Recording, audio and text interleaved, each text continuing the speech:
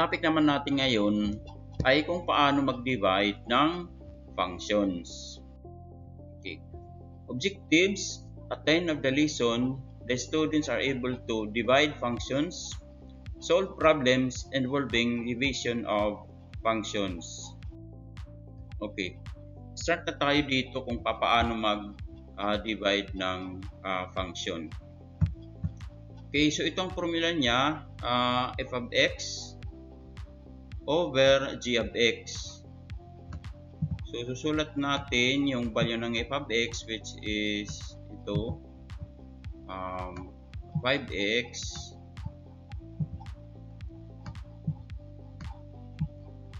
plus 10. I-divide siya dito sa value ng g of x na x squared plus 3x plus 2. So x squared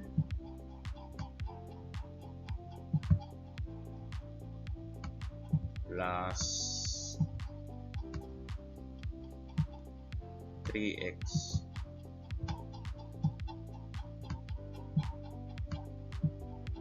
and 2. Okay.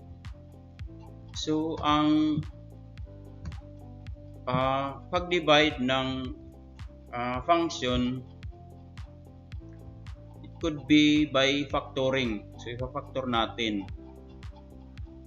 Okay, 5. Lalabas natin yung 5. Pa-factor natin siya dito sa x plus 2. Factor natin itong f of x na yan.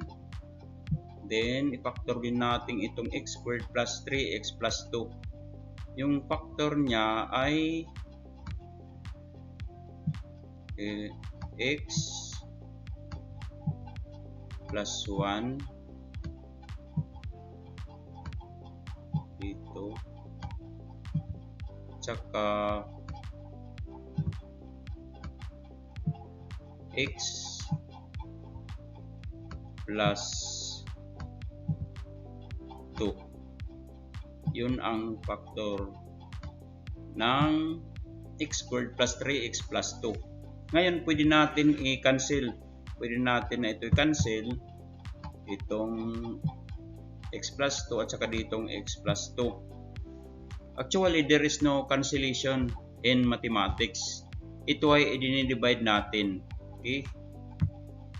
Yung iba, diretso lang kinakancel, pero ang ibig sabihin niyan ay dinidivide yung x plus 1 at saka yung numerator na x plus 1 ay numerator na x plus 2 dito sa denominator na x plus 2. Okay, so ang matitira na lang dito ay 5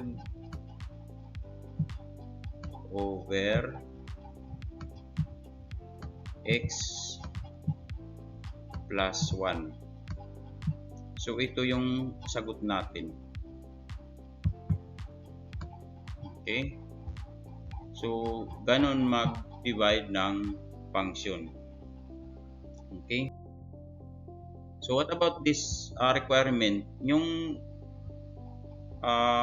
numerator naman natin dito ay yung value ng g of x, which is x squared plus 3x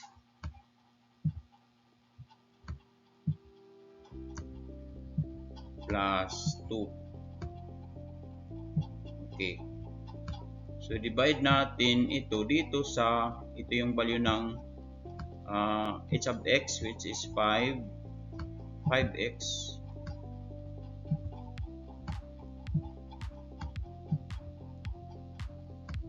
plus 5.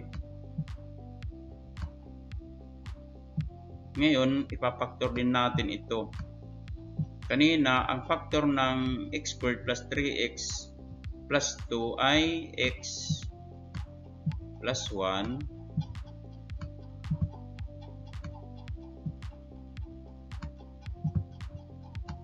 at saka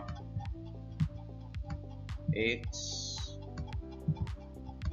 plus 2. X plus 2.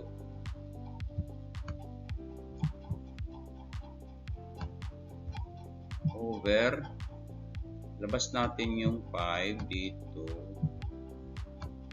Okay. Then x plus 1 na ito siya. Yan ito ang factor ng 5x plus 5. Ngayon, pwede na natin i-divide itong x plus 1 na numerator dito sa denominator na x plus 1. So, pwede na silang makancel. Dito lang tayo dito na natin ilagay. So, ang matitira na lang ay x plus 2 over 5.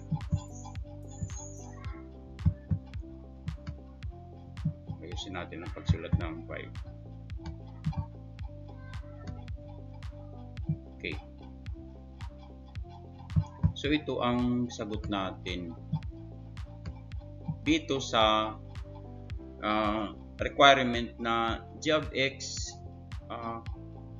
divided by h of x. Okay, sana na intindihan nyo. Okay, what about this requirement? F of x naman yung numerator natin at saka h of x ang denominator natin. Okay. Isulat muna natin itong value ng f of x natin na 5x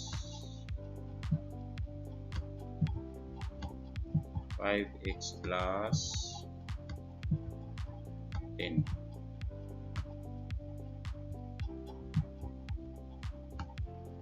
Over dito sa value ng h of x which is 5x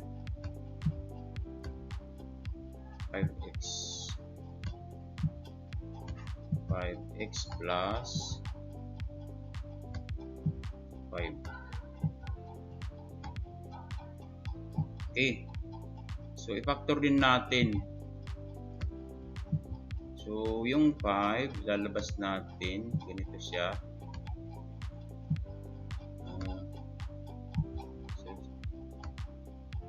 Nasa loob ng parenthesis ang x plus 2. X plus 2. Okay. And then divide by 5 x plus 1. X plus 1 dito. Ngayon, pwede na natin itong makancel. Itong 5 na ito at saka dito sa 5 na ito. Pag i-divide natin yan, equivalent siya ng 1. Kaya kinakancel. So, ang matitira na lang, lagyan na natin yung final answer natin ay x plus 2 over x plus 1. So, ito yung sagot natin. Okay? So, madali lang mag-divide ng function. Sana na meron kayong natutunan dito sa topic na ito. Salamat sa panonood.